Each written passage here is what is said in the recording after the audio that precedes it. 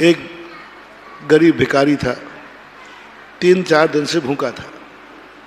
जैसे तैसे उसको लिखा कि सेठ जी की दुकान है और ये मंदिर भी जाता है, महाराज के प्रवचन भी सुनता है। शाम को उसको दुकान के सामने बैठ गया और मन से कहा, हे मन, हे यमराज, बस एक रात की देरी है, सुबह ये सेठ की दुकान खुलेगी और ये मुझे भोजन देगा, जरूर देगा, क्योंकि धर्मात्मा है, सेठ है, महाराज का भगत है, देगा, जरूर देगा। मन को समझाकर वो रात भर पड़ा रहा।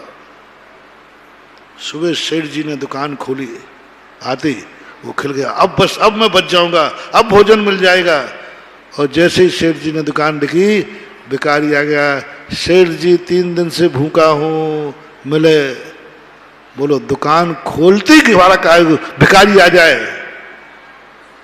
झांसी वालों, अभाग्य दुर्भाग्य हैं।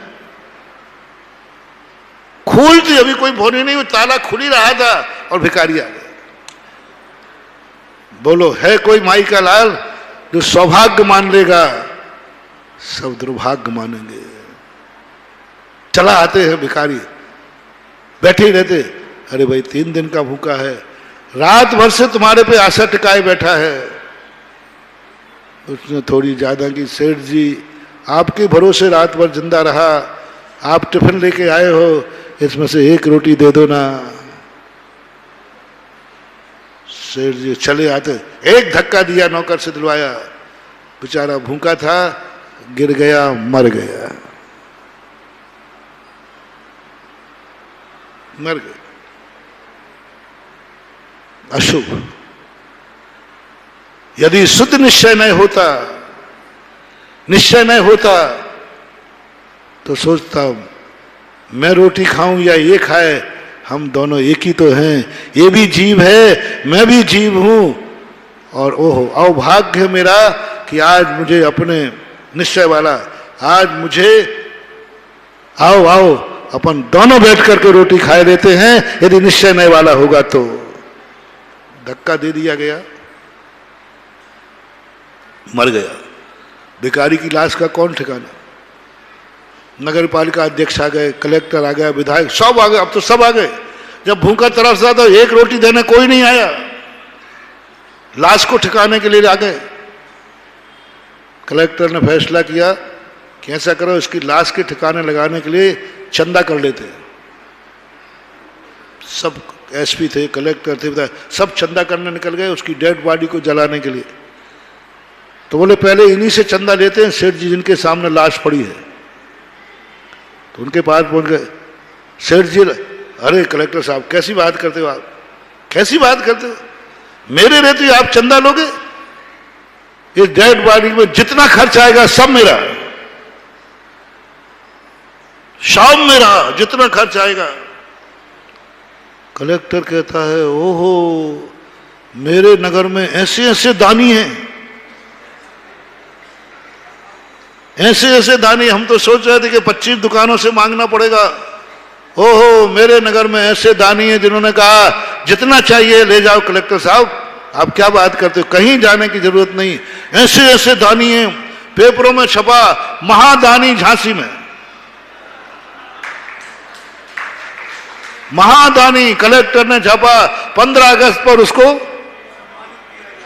सम्मानित किया गया, महादानी। समझ रहे हो ना? एक मरे हुए को तुमने 10,000 रुपये दे दिए अकेले ने, और जिंदा को 1 रोटी नहीं दी, ये है महादानी। जिंदार के लिए 1 रोटी दे देते तो महावीर का संदेश पहुंच जाता, जियो और जीने दो। और मरे हुए को पूरे 10,000 दे दिए, इसका नाम है महादानी। कलेक्टर आ गया ना सामने, विधायक आ गया ना सामने, 10,000 तो क्या, लाख भी लगे तो भी, अरे कोई बात नहीं, आप तो चिंता ही मत करो, आप तो बताओ कितना देना है। यही ये धर्म क्षेत्र में हो रहा है। हर व्यक्ति सिद्धों में मिलना चाहता है, हर व्यक्ति परमात्मा बनना चाहता है, लेकिन कोई व्यक्ति अपने से पुण्यहीन को अपनी बराबरी का मानने को तैयार नहीं हो रहा। ये जो व्यवहार का उदाहरण हमने दिया, ये निश्चय में हो रहा है, शास्त्र की गद्दी पे हो रहा है, भजनों में हो रहा है। मैं जो हूं वह है भगवान। ये निश्चय नहीं है बंधुओं। आप बोलो, क्या इसे दानी की कोटि में लोगे? भिखारी को, उस भूखे को एक रोटी नहीं दी जिसने, उसकी डेड बॉडी के लिए 10,000 रुपया दे दिए। बोलो इसको दानी में लिया जाए? सब बोलो जल्दी। नहीं लिया जाए। और एक रोटी देना भी दानी की कोटि में आ जाएगा। ऐसा ही शुद्ध निश्चय नय जो कहता है कि तुमने ये क्या मचा रखा है, भगवान के बराबर अपने आप को मान रहे हो। यदि निश्चय नय मानते हो तो इतने विहंगम दृष्टि करो, सबको मिलाते जाओ। कुत्ता भी मैं हूं, क्योंकि ये भी जीव है, मैं भी जीव हूं, दोनों जात भाई है। यदि थाली में आके बैठ के खा रहा है तो कौन खा रहा है? बोलो ना, जात भाई। कोई विकल्प नहीं आए, कोई क्रिया नहीं, कोई दृष्टि में अंतर नहीं आया। और ऐसी दृष्टि जाग जाए, बुरी नहीं है दृष्टि, लेकिन बुरी नहीं है दृष्टि।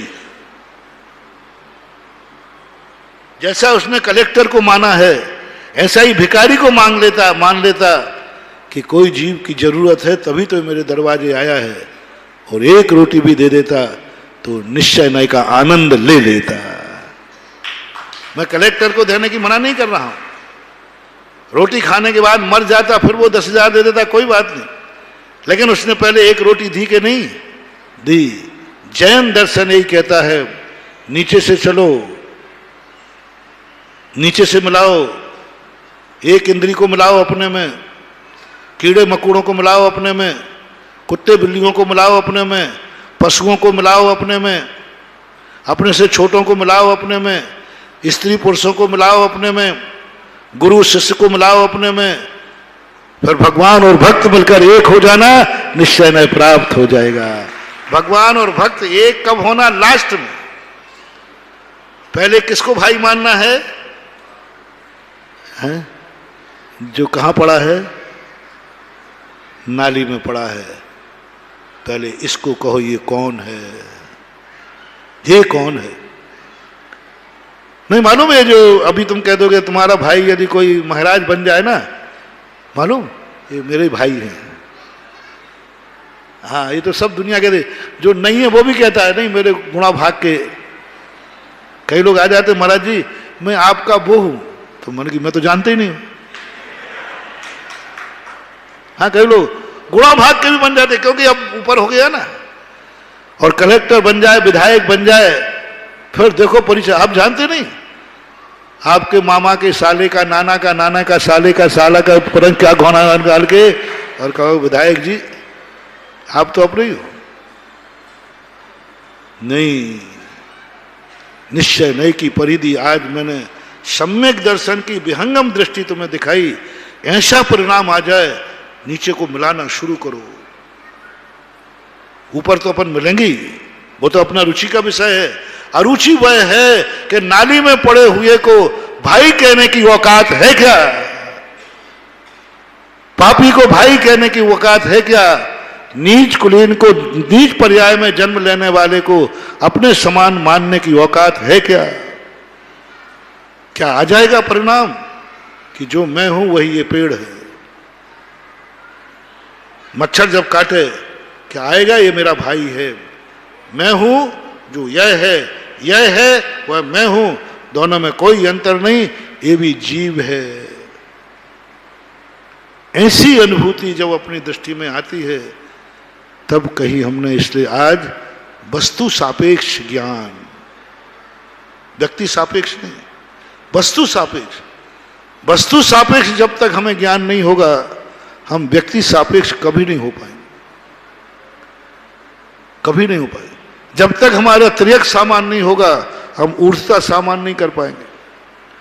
पहले हम जहां रहते हैं वो तुम्हारे कौन हैं, जिनके साथ तुम रहते हो वो कौन है, और तुमसे ज्यादा गिरा हुआ व्यक्ति तुम्हारा कौन है। जैसे आत्मा में अब देखना, भाई जागा, अरे तो मेरा भाई है, तो तुम्हारा क्या भाव हुआ था उसको उठाने।